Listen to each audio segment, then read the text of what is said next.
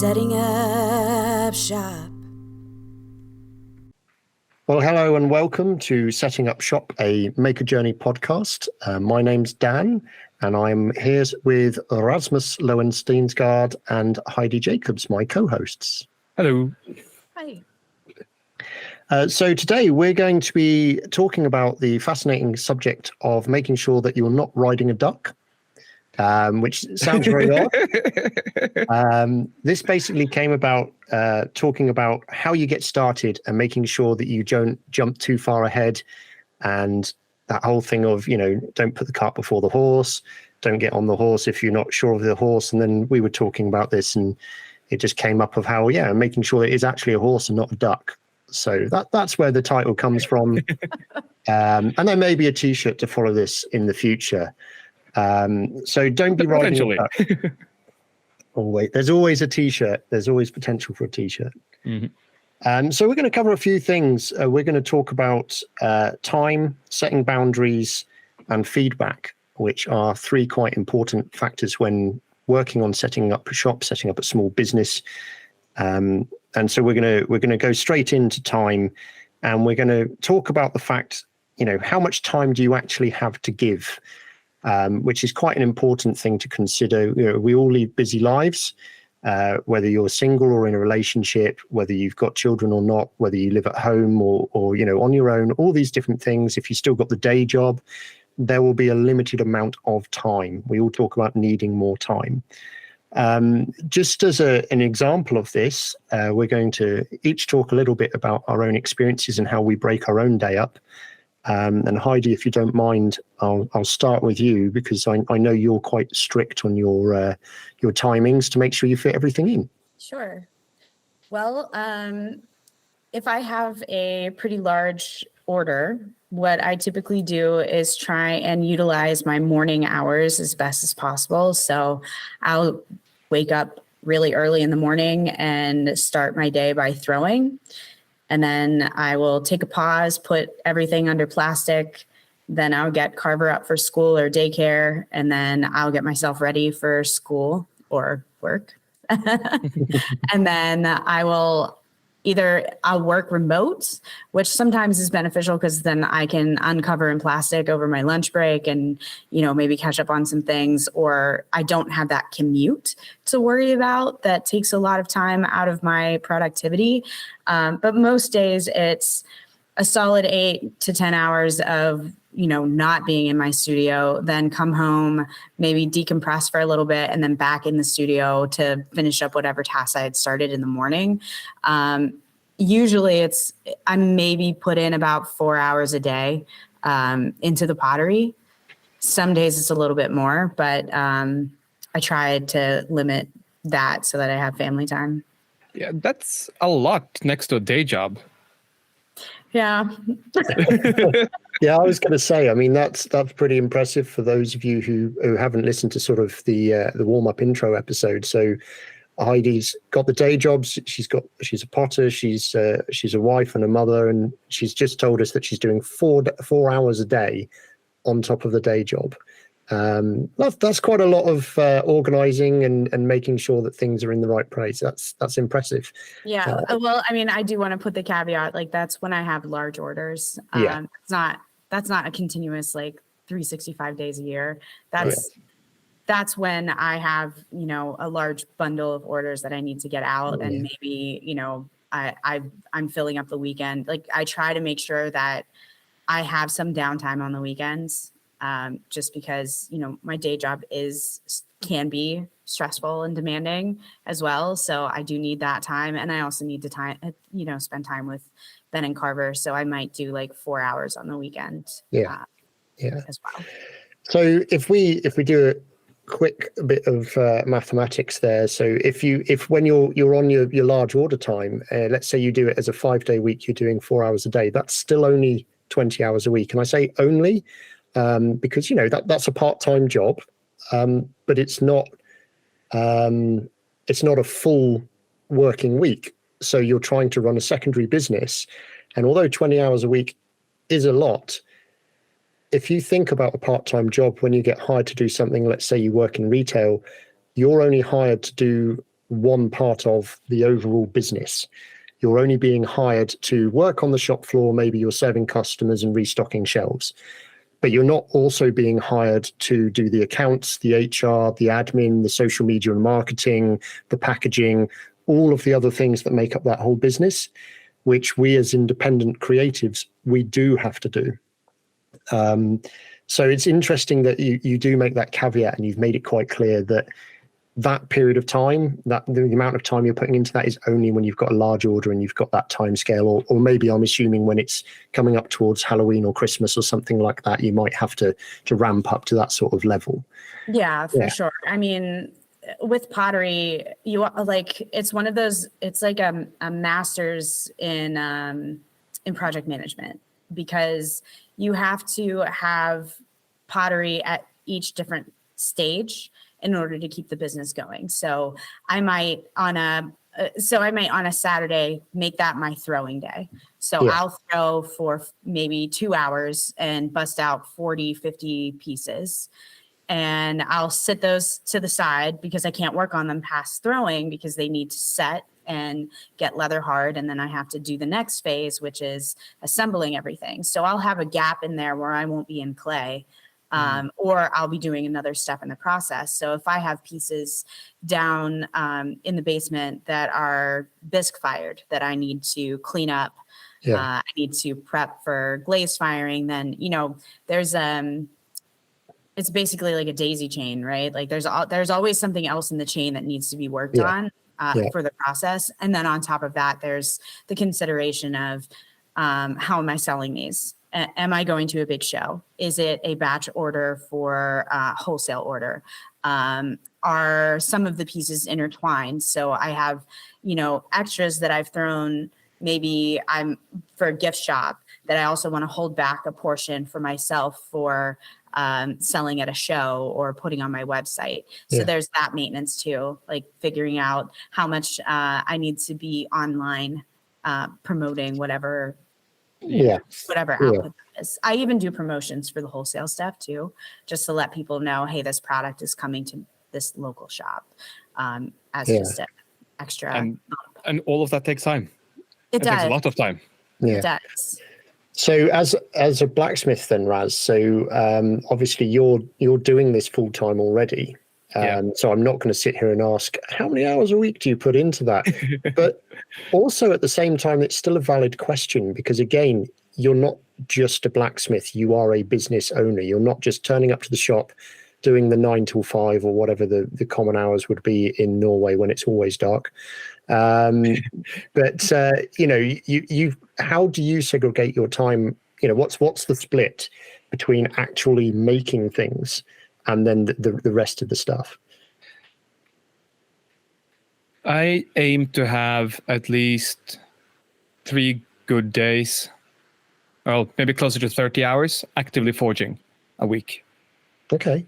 That's sort of the breakdown point of how much just on average I need to be doing to make it all turn over and be economically viable. Okay. Granted, I include a lot of other things in that, maybe not directly production work, but also like prototyping things and maintenance of all the tools and so on and so forth. But my days are, generally speaking, that I start with about 2 hours of having slow breakfast and doing office work. And then go down to the shop and try to have 6 hours in the shop, maybe 8, depending on if I got evening activities or anything else. So do you have, similar to Heidi then, do you have this kind of rolling process where you'll make a batch of things to one stage and then you'll work on something else, because either maybe I know it's different with forging, so you wouldn't wait in between heats or whatever? It's similar enough, actually, because like order of operations, some things need to be heated up and forged before I can file, machine, drill them, weld them together and things like that. And it's a lot easier to do all of those like physical touching things when things are not hot anymore. And depending on the size of things I'm making, that it might take half an hour for that to cool down. Okay. And if I'm doing a run of things that need to be hardened, like knives or axes or chisels or anything like that, then they might need to be tempered, or they need to thermal cycle and all of those things that can take hours, maybe even a full day on some types of steel in some sizes. Okay. So in those cases, it's more an option of, I need to get in the shop early today so that I can just get the kiln going, heat treating oven going with these type of steels. So just so that they are done and not a fire hazard by the time I need to leave.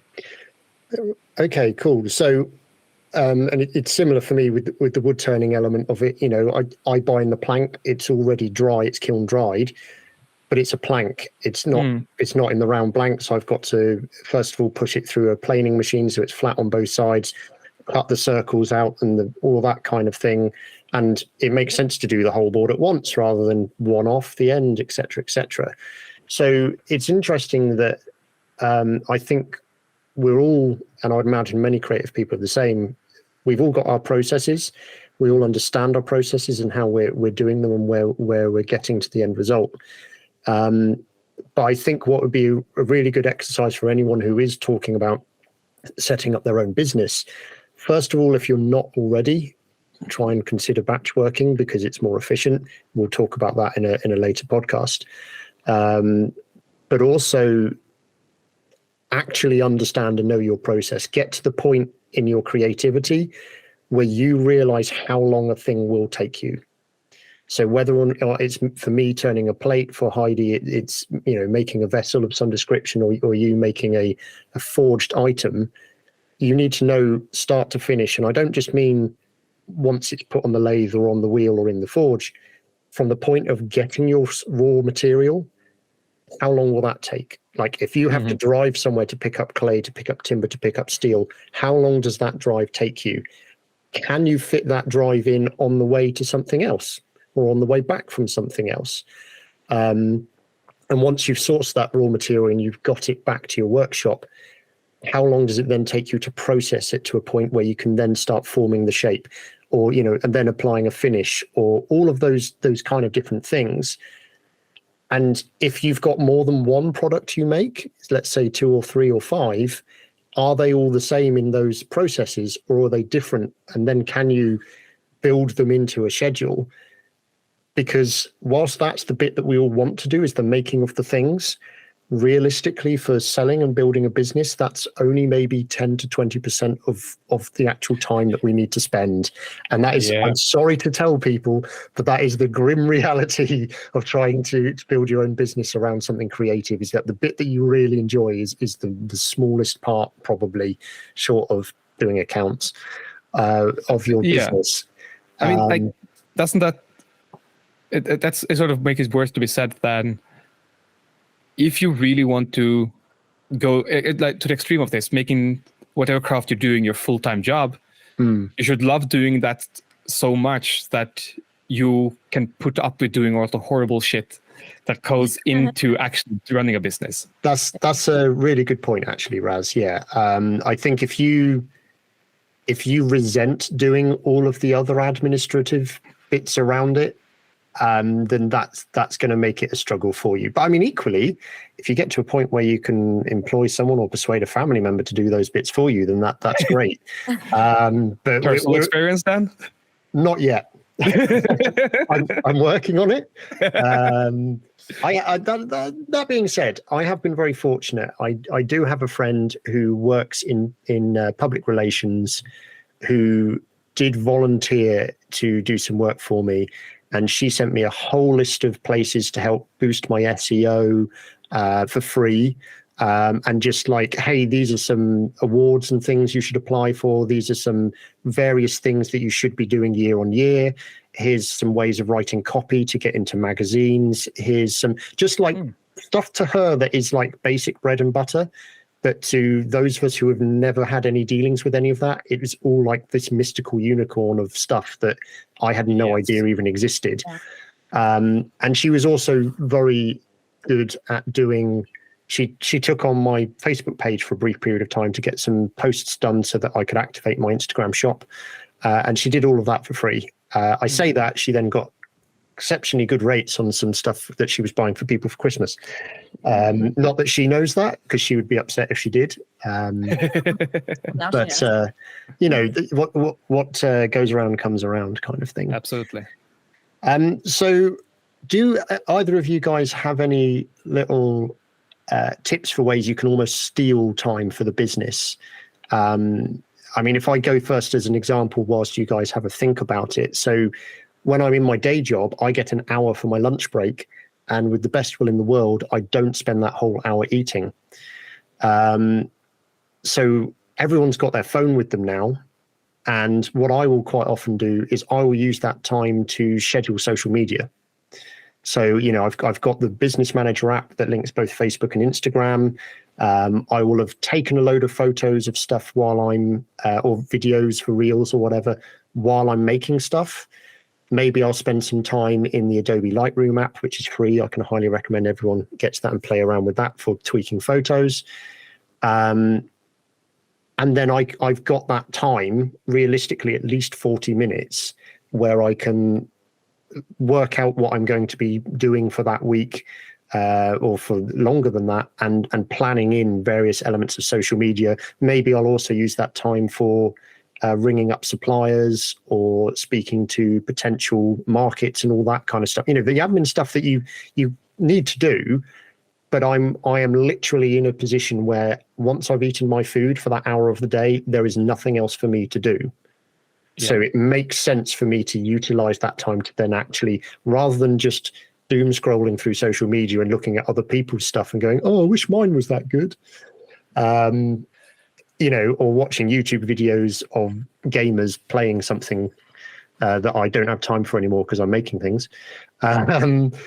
Tell me about that. yeah, absolutely. Stealing that time for something productive. Have you got? And I mean, it's a bit awkward for you, Raz, because this is your day job. But have you got any kind of thing that creeps into? Yeah. Two things you said that, or maybe just one, depending on how I remember things correctly.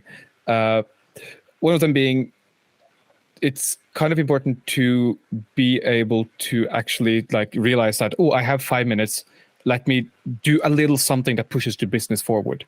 Whereas that is replying to a message you have postponed. Whereas that is walking to the shop and catching up on phone calls on the way there. Or if you are able to commute and be productive on your phone at the same time or on a laptop, then that's also something. Whether that is just writing on newsletter, writing posts, scheduling those things out. Now I remember, the thing you said that is really handy is to actually go on and just try not to spend too much time dealing with other things than the one you're supposed to be doing. When you are producing stuff, that's a brilliant time to be taking pictures and videos and all of that. But you shouldn't then also be focusing on posting that immediately. Yeah. I personally, I've been struggling a little bit with the whole thing of this needs to cool down in 5 minutes. Let me go and do something else for 3 hours. But instead, just being able to just say that, no, I'm not going to sit down. I'm going to stand here for 5 minutes, and I'm going to I have because my mind works that way, there's this mental list of other things I can do on my phone that is productive. Yeah. And I'll get through one of those, and then I'll get going. But starting to stay a bit more monotask-like, trying to completely finish off this thing before I go on to anything else that is major. Yeah. If that makes sense? Yeah, no, absolutely. I mean, you're fighting ADHD to the core there, really, aren't you? It's really making sure you don't get distracted from that kind of thing. Absolutely. Yeah. What about you, Heidi? Any tips for that kind of idea? Well, I definitely think that just to always be mindful of your time and always be mindful, if you are if you are in a place where you're sitting waiting, what can you be doing to utilize that time rather than just, going on TikTok or going on Twitter or, looking at the news? Can you be building out a list of things you need to action? I find that lists are really helpful to me so that things don't fall through the cracks. I noticed while I was traveling for my day job, things did fall through the cracks because I was so busy and I was not firmly planted in my studio at any point. So there were things that like responses to emails or responses to Instagram messages started to kind of backlog. And for anyone that is doing both a full-time job and starting out a business, a backlog can really be really detrimental. In not only in your time management, but also to your emotional health sometimes, where you can start to feel really overwhelmed. So if you are in a place where you're considering turning your hobby into a business, then those are considerations that you have to make for yourself. Like, how much time am I willing to commit to doing the actual work of your craft, but then how much emotional capital do I have available to also invest into the business? So for me, as a mother, as a wife, as a project manager for a large print organization, as a small business owner, those are all considerations, like you were saying, it's like the time management. So at any point, if I find myself, and I'm very vigilant about this, I don't cut myself slack a lot. I don't give myself enough grace. If I find that like I've played Zelda too long, then I feel really frustrated with myself, like, oh, I could have been doing XYZ to help get my business to the next level, or, whatever. And Ben will sit down and remind me, hey, you need to like have some fun time too. So, I saw both of your faces when I said, I'm putting in actively 4 hours a day in the business. And it's not always just throwing, it's like all the other cleanup, right? That is a place where I also need to be better for myself. I need to be more mindful. Like, some of that stuff that you do, bookkeeping wise, it can be a grind. Even social media can become a grind where you're like, 6 months ago, I remember posting this thing and I'm about to repost it. Like, is anybody really interested in it? Were they interested in it the first time I posted? But, using some of that sweat equity that you've developed historically too, on top of, the library that you're creating as you're building your work, is don't be afraid. And this is my time. This is where I find extra time for myself, is don't be afraid to repeat. So if you had something 2 years ago that you used for your Halloween, notification, or you've already developed a product that you used 2 years ago and you haven't remade it, don't be afraid to bring it back and be like, hey guys, you guys really liked this thing that I did. Don't constantly be trying to reinvent the wheel just so that you feel fresh to yourself. Because a lot of times what happens is the people that patronize, that are loyal to your business from 2 years ago may not be the same people. So they may not have ever known that thing existed. Same with social media. How quick you swipe. And you're like, oh, that's cool. That's cool. That's cool. That's cool. Most people's memory of what you've posted, unless you've done some giant diatribe about it, or you've done like a newsletter, or you've like played out like you built one project and then that was the only thing you fed into your feed for like 6 months, people aren't going to remember that. Artful shots from all the thousands of different angles and moaning about it and that kind of stuff. Like, but, and it's a good point. Sorry. Is don't be afraid. Don't be afraid to reuse. Yeah, no, it's a really good point. And particularly, as you mentioned as well, the fact that if it was successful before, you can't guarantee it will be successful again, but there's a good chance that by now there's a new crop of people who will find the same thing interesting, particularly if it's a seasonal item and that kind of stuff. I mean, it's interesting you mentioned about the being hard on yourself for spending some time playing Zelda, because I think that ties nicely into the setting boundaries element of what we're going to discuss today, which is, the kind of concepts of what are you willing to give up and for how long? And also, importantly, are you mentally going to be able to step away from that? So you're experiencing what I would almost call a little bit of creator guilt. So occasionally I'll get a day off work when my wife's working, And if I sit down and I watch a TV episode of a show that she's not interested in, I will spend the whole time feeling guilty that I'm sat there just for an hour or 45 minutes of watching something, not because I'm watching something and she's not there, but I feel like I should be using this time better.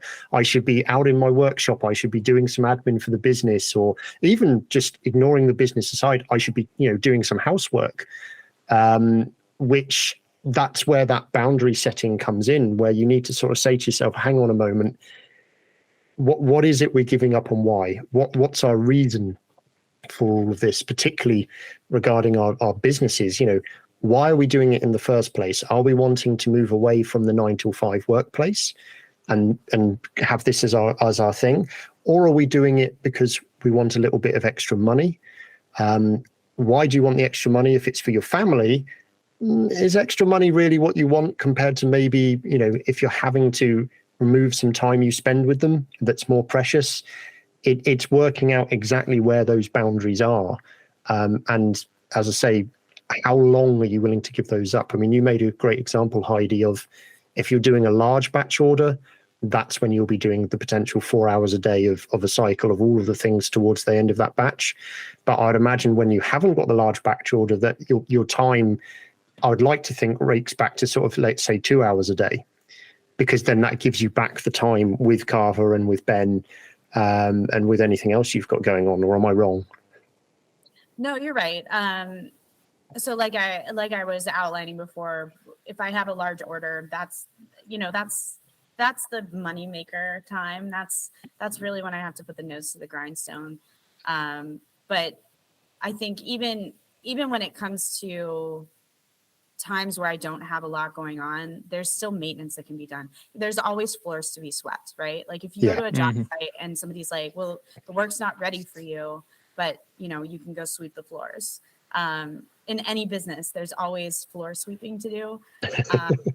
But I think what I do for myself, and I try to alleviate some of that like guilt by setting timers, physical timers, like telling Google, I want this much time allotted for this activity, so that I'm not sat there for, 6 hours on it. Because it's easy to get sucked into something for 6 hours. That's just a time suck, whether it's watching television or playing video games or just, I don't know, drawing or doing something that's maybe not for the business. If I recognize that I need some time off, then I can set some timers so that I can avoid that that crash at the end. It's almost like having too much sweets. Yeah. I think that's very important also. Like, despite how much we talk about like getting efficient, getting the time in, like keep working at it to get the business you want to have going, none of that matters if you have a complete burnout. You need time to recharge. You need time to relax in between all of this. Something that helps me there is to actually say, I'm not supposed to work later than this. Because granted, for a full-time job, like my general status of thing is, this is what I do all the time. Yeah, there are crunch periods, absolutely. Yeah. But general status of being involves like not supposed to work later than this. And to give myself the permission to do the fun things, sometimes cutting down the work time just because like, this is rare, this is really fun, this is important to me. That makes it easy for me to work extra next week when I know I have to, or next time I need to. So when it comes to all this dealing or plotting out your schedule and sort of figuring out, okay, how much time can I realistically spend on a side hustle on this new business within all of the extra responsibilities I have, remember to actually have time to have fun and relax. Yeah. I mean, for you, Dan, it's still having a full hour's lunch in the middle of your workday to go and completely disconnect from the wood turning when you have a full day off. I mean, I don't see anything wrong in that. To the contrary, I think that will probably make your 3 hours, 4 hours before and after better because you're more refreshed. If you're able to do that without feeling guilty about it. Yeah. So if I have the day off, I do try and make a conscious effort to mentally segregate the day to morning shift in the workshop, hour lunch inside if I feel that I want to take the full hour, and then afternoon shift in the workshop. Or it might be that, morning might be spent doing admin, social media, that kind of stuff, and the afternoon, or whichever way, but, blocks of time. We will provide, for all listeners, we're going to sort of show a bit later, but we're going to provide a template that will be PDF, Excel, possibly various other software availabilities. And just a template for you to work out your times during the week, and start with the really obvious ones, which are, if you're full-time employed, you've got those periods of time that you're working. The second most obvious one that so many people forget is sleep. How much time you give yourself to sleep? I do not work on anything to do with Bevel past 9 p.m. Okay, unless I'm packing up to go to an event the next day, 9 p.m. it's cut off. I don't go to bed till about 10, but 9 p.m. is cut off time. It gives you an hour to sort of slow your brain down and to stop thinking about that kind of stuff. Spend a bit of time with your partner or whatever, and like get ready to go to bed at 10 p.m. And then, hey, depending on what's happening the next day, the alarm might go off at 6:30. And all of that kind of good stuff, and you're up and running again. But factor in sleep time, all right? It's really important. I'm sure we're all aware of that, particularly as we get older. We're not going to talk about naps on this particular occasion. Once you've got, if you've got a day job, that kind of stuff, if you've got, sleep time, and then it is other things that kick in. If you allow yourself, or you're prescribed an hour for lunch at a time, or you've got children and they've got after school activities, or maybe you go to some form of social event, whether it's you go to the gym, whether or not you play a musical instrument with a bunch of friends, all of that kind of stuff. Schedule it all in, work out if you're willing to give any of it up. This isn't us suggesting that you should. This is just you having an honest conversation with yourself. Hey, if you want to give this thing a go, if you're talking about getting to a point of this being a business, it's recognizing that you've got a limited amount of time that you can use towards this. So if it works out after all of the things you currently do that you don't want to give up, that you've got 1 hour a week to work towards this, that's absolutely fine. But you also need to recognize that means it's going to take you a long time to get to where you want to go. So we're not going to talk about goal setting in this particular episode, because that's a whole topic on its own. But you have to work out where you want to sort of end up, as it were. And if it's to be full-time employed doing the thing that you're doing, or even if it's just a couple of days a week doing the thing that you're doing, then you need to be realistic about the amount of time that you're going to devote towards getting to this stage. I think that's quite reasonable. But it's just an interesting exercise. Just log out all those different times. And then as Heidi suggested, you can block, you can say, right, I'm going to give myself an hour tonight to, whether it's reading a book, playing a computer game, watching a TV episode, whatever it is, schedule that in. Not because you're trying to be militant about your time, but just as an exercise to begin with, so you can realistically work out how much spare time you might have. We're also going to talk a little bit about feedback, because this is something that I've fallen foul of in the past with other sort of startup business ideas I briefly had. I don't know about you guys, but asking for feedback from your family isn't always the best idea. And even asking for feedback from close friends isn't always the best idea. If you are able to find a group of people, whether it be on the internet or locally, physically to you, which I personally think is better, where you can take something you have made to show them, ask them first if they're happy to do the critique kind of thing. We frequently get it in the shop. So I sell wood turning tools and equipment. We will get guys come in with a finished product and go, hey, what do you think of this? All right. As I am a representative of the business, I obviously always have to be polite, which it's, just nice to be anyway. But I will always do my best to give a balanced critique of the work. I mean, if it's truly stunning, if it's amazing, then I'll be quite obvious to that person and say, like, this is kind of cool. I hope you're planning on keeping it or whatever. But if I'm presented with something that is very clearly near the beginner end of the scale, I'm not going to tell them, I'm not going to laugh in their face and sort of go, what are you doing here? Constructive criticism of, hey, look, I can see what you were trying to do. What techniques did you use? Maybe you can try this or try that or whatever the case may be.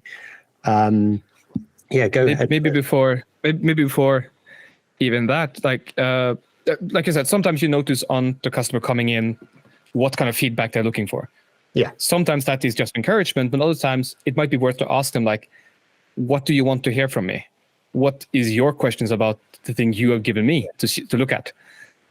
Sometimes it's just like, what do you think of the design of this? Ignore the execution of it, but what's the idea of the design? Yeah. Sometimes it's the minute details of, like, what's the finer points of this that I can improve upon?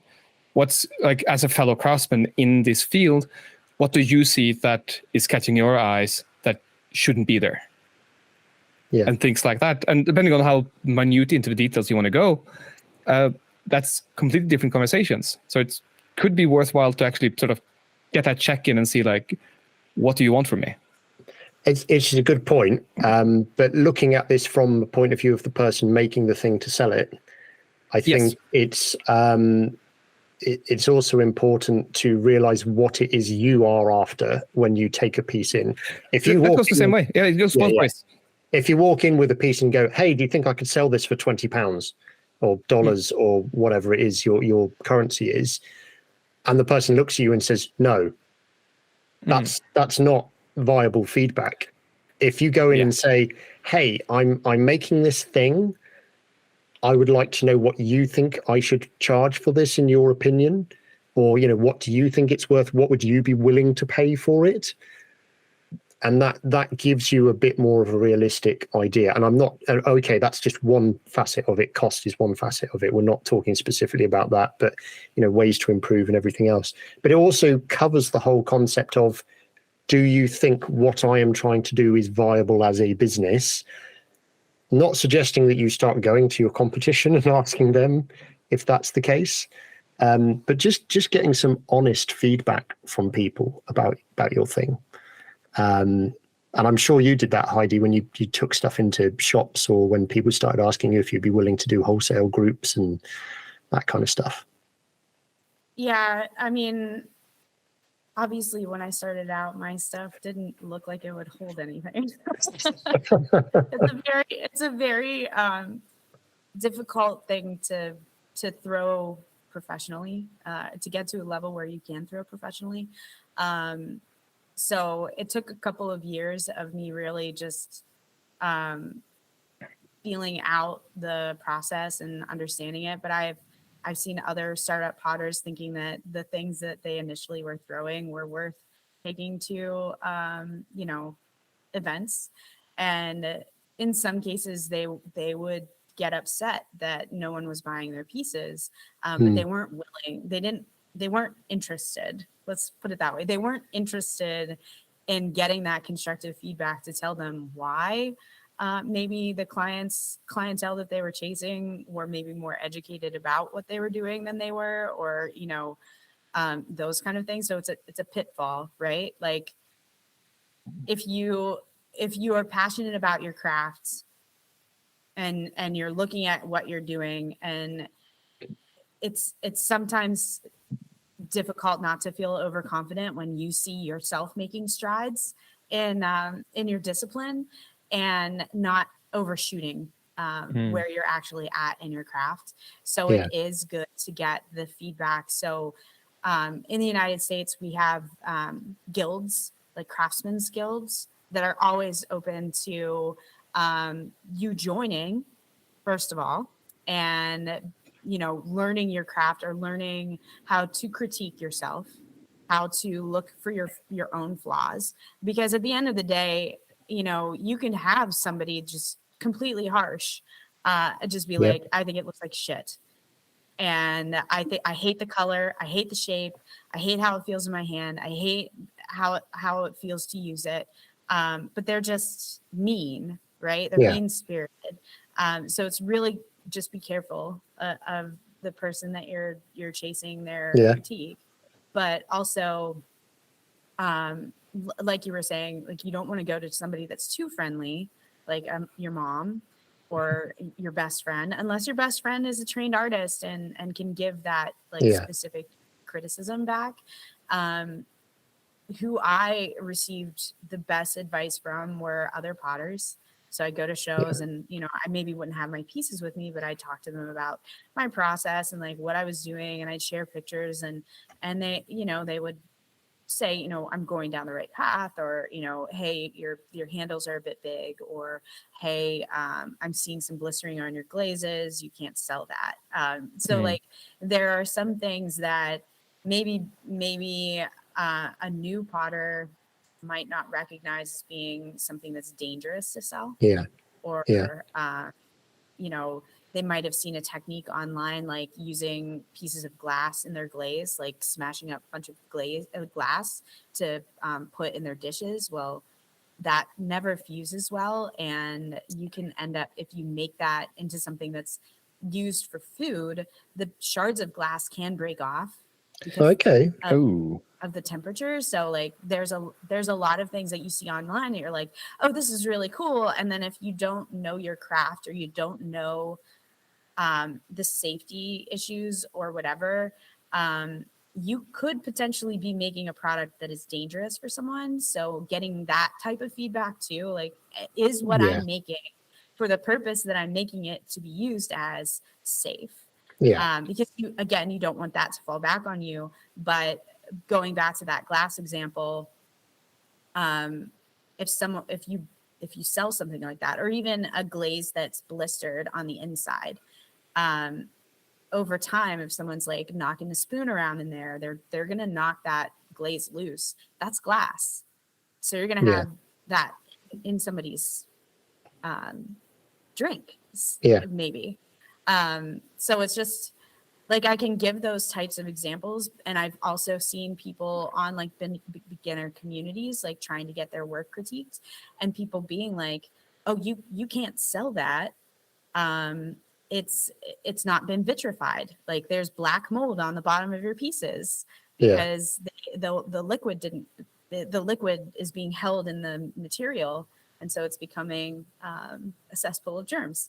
So, you know, like, fun. Yeah. And I'm sure, like, as from a woodworking perspective, like if you're selling bowls for food, you have to be mindful of the materials that you're using. You don't want to use a wood that is poisonous. You don't want to use a lacquer or a finishing that is poisonous. Absolutely. You have to make sure everything's food safe. But I see people in the community that get upset when they're faced with that type of criticism. And to be honest, like, if you put those types of products out there, you know, you're putting yourself at risk. A loss. Absolutely. Is it worth then to mention that you should sort of check your ego also as well in all of this? Because it's very nice and really good to be happy and proud of what you made, but that doesn't mean it is perfect. And because it has imperfection doesn't mean you shouldn't be proud of what you've done. But it's about improving the process and not you as a person. I think there's sorry, go on, Heidi. I was going to ask Ras, so here we don't have to have like certifications to be a certain, you know, discipline. I know in Germany it's a little bit different, but is it different for you? I know you had mentioned previously that you had there's schooling available for blacksmith. Yes, but I don't have any certificates of any kind. I have 1 year in school and I have the diploma for that. But I haven't completed an apprenticeship. I haven't done a journeyman piece because none of that was available when I finished school. And even though the rules have changed and I can do that privately afterwards and just show up and have sort of do the journeyman piece, have that exam, and hopefully get that diploma for it, I haven't had time to even consider that, or haven't prioritized considering it.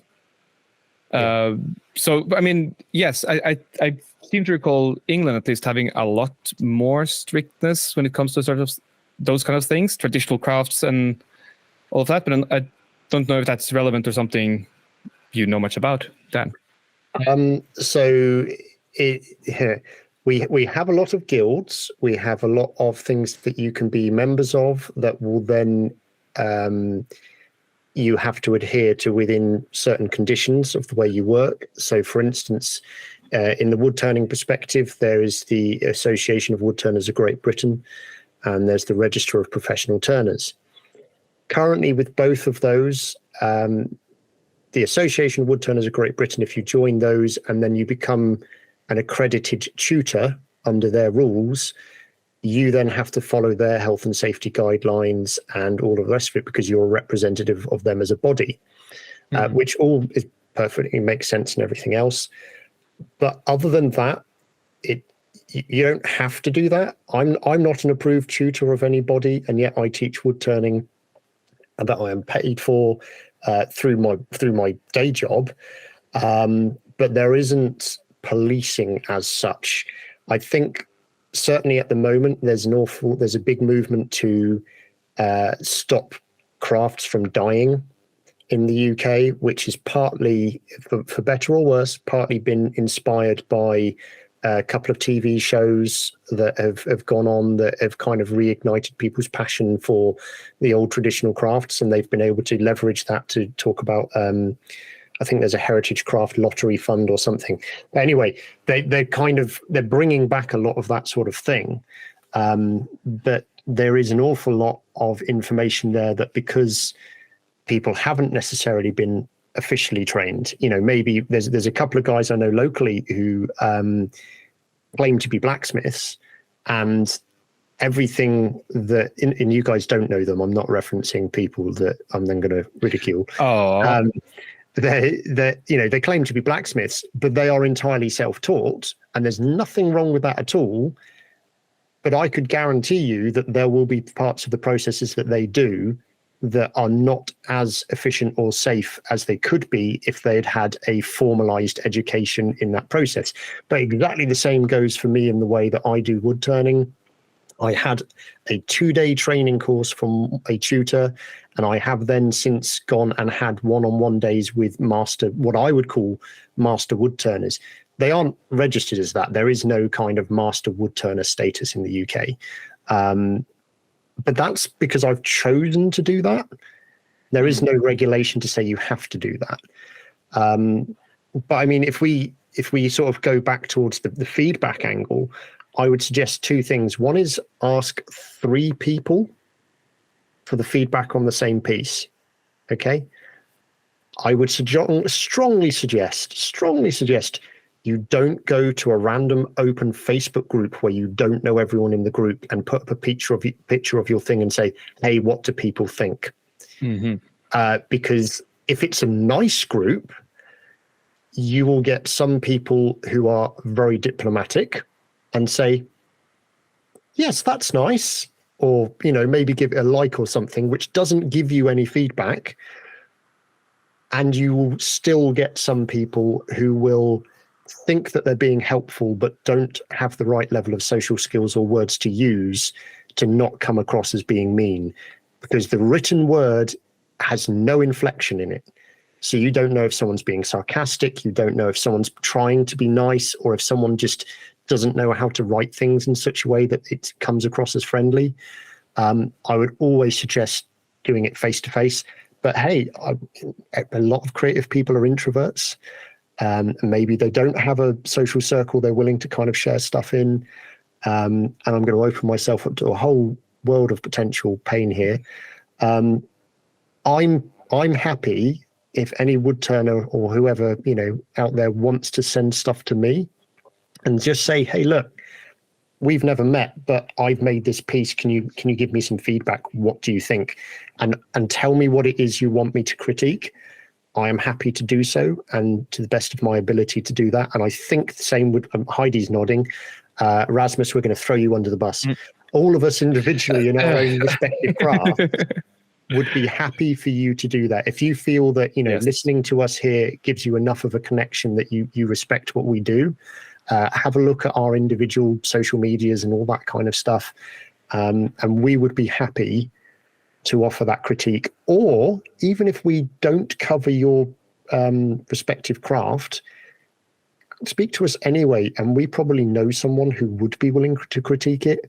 And this isn't a chargeable service or anything. This is craftspeople helping craftspeople. This is all part of the kind of the maker thing, and just kind of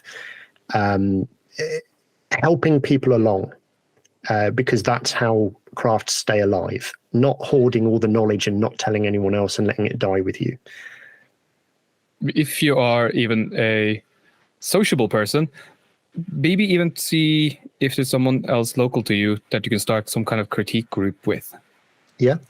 Even across disciplines, because other tradesmen or other tradies tend to have a better understanding of the processes involved and what you would need to hear to improve the process, even though they don't know that specific craft. But they can maybe ask you the questions you need to hear to figure out how to make things better. But there's also the other element of that is, don't just take your stuff to tradespeople. Oh, Okay? yes, So, absolutely. if Heidi's making a mug, go to a coffee shop and give it to the guys in the coffee shop and say, hey, what do you think? Because they pick up mugs all day long, and they'll be the ones to tell you it's too heavy, the handle's too small, all those kind of things. So you can get the craft element, which is telling you about the stuff that you didn't know was potentially dangerous, and then you can get the user element, because those are the guys you're most likely going to be selling to. I mean, yourself, Raz, if you were going to make butchery knives, I would like to think you take it to a butcher, not to just another bladesmith who also has possibly never spoken to a butcher. And that's two different levels of criticism. Yeah. One is, you need to get criticism from the people who is going to use it, your customer. Yes. But if that side of it is sort of figured out already, then talking to a colleague who can help you with the process and efficiencies and how to make it, that's a whole other conversation. Oh, yeah, absolutely. Absolutely. Okay. Well, does anyone have anything else to add to those elements of conversation before I move us on to the assignment for this episode? We're going to be mean. We're going to give our audience members assignments to do. I say that we're not expecting you to turn them in by a deadline or even to turn them in and send them to us at all. What we want to do is to give you a helping hand. We are going to create a template timetable for you all that will be available from settingupshoppe.com. And so that's as it's written out there. And remember, shop is shoppe.com. And we will also point towards it at the end of each episode and on our social media and everything else. So we're going to say, there's a template there for you for the timetable. Sit down and plan out your week. If you're fortunate enough to have your routine that is only 1 week based, great. If it's 2, then work on 2 templates and just kind of figure out your timings there. And the second one is to get feedback, to get that kind of critique and all the rest of it. And again, as we said, even if you're listening to this episode now and you look at the date and it aired like 2 years ago, you can still reach out to us. It will be fine. Absolutely. At the worst case scenario, we will politely decline. So you will lose nothing from reaching out, but you will never gain anything from not reaching out at all. Okay, so we're going to finish up this episode because part of the reason for doing this is to hold each other accountable within our own businesses. And so I'm going to ask the question of what one thing have you done this week to move closer to your own business goal? And I'm going to start with Rasmus. Does moving and organizing a workshop move count as that? Because I did figure out I did update my insurance and got a contract with the power company figured out. That sounds pretty good to me. I mean, getting some higher end admin, but yeah, I would say that factors in, and making sure that all of your friends have been put on high alert, that there's lots of heavy items to move again. Yes, for some reason they stopped responding to my calls at this point.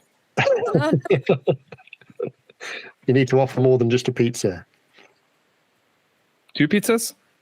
I don't know. I'm not one of your friends. Don't bartering with me. I am one of your friends, but I'm not in Norway.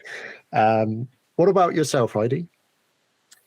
Well, we are still working on the studio build, and I would say like the order of supplies that I made this week that really hit the budget. We did pull the trigger on ordering all of the supplies for the ceiling. So now it's just a matter of actioning and getting the insulation in and the ceiling done. One step closer to the studio being done. Which is funny, isn't it? Because Raz, you're moving into yet another workshop. Heidi, you're finally sort of building out your studio space, so most of it's on the one spot. And I'm currently trying to reorganize and do my workshop space and try and make it feel and look a bit more professional. Mine's a lot more mundane than that. I bought a load of trunking to hide electrical cables.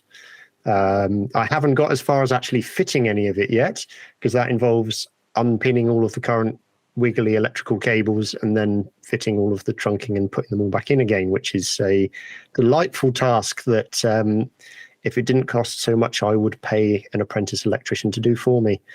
But hey, you've got to save money somewhere. I have also, which is a little bit more relevant, I guess, I have emailed a place that does a Christmas market, and yes, I am talking about Christmas already. And they are notorious. They run a 6-week market out of a converted. Yeah, so they've got a converted chapel that they work out of normally as craftspeople, 2 of them, and they have a small shop there. And then for the whole of October and going into November, I think it starts middle of October, they run 6 weeks, and they have, I think it's something like 10 different creative people there. But it's just the 2 of them who run it, so you don't have to man the stall, so you can kind of just send a load of stock there, they take a cut, and you can go off and do other markets, and then they might contact you and say, hey, we need more of this, have you got any more of these? So I've contacted them, and fingers crossed we'll be able to do that, which means I can still carry on with the day job. I'm not having to commit any of the other time away, so we will wait and see. But okay, so thank you everyone for listening. Finding us, how would you find us if you've not already? So I am at Bevelwood UK or bevelwood.co.uk. That's Instagram and website. And Heidi, where would they find you? You can search for Whitehall Pottery. That's Instagram, Facebook, website, all around. And if you want to email me with your images of what you're working on, if that strikes something for you, you can email me at heidi@whitehallpottery.com. That's a good point. So yeah, if you want to email anything to me, well, in fact, if you want to email it to all 3 of us, you can send it to info@settingupshop.com. Or if you want to email me directly, it's info@bevelwood.co.uk. And yourself, Rasmus? I am at Rasmus Loen on any of the mostly social places. And there's rasmusloen.no if you happen to speak something vaguely Norwegian. And if you'd like to spell out how Loen is spelt? Lima, October, Echo, November. That's the only way I can do it, apparently. Military background kicking in there. A little bit. Thank you very much, guys. A pleasure to chat to you as always. And a reminder to all of our listeners, don't go ride a duck. You want to make sure you know what you're doing before you get started. And until we see you again next time. Bye. Bye-bye.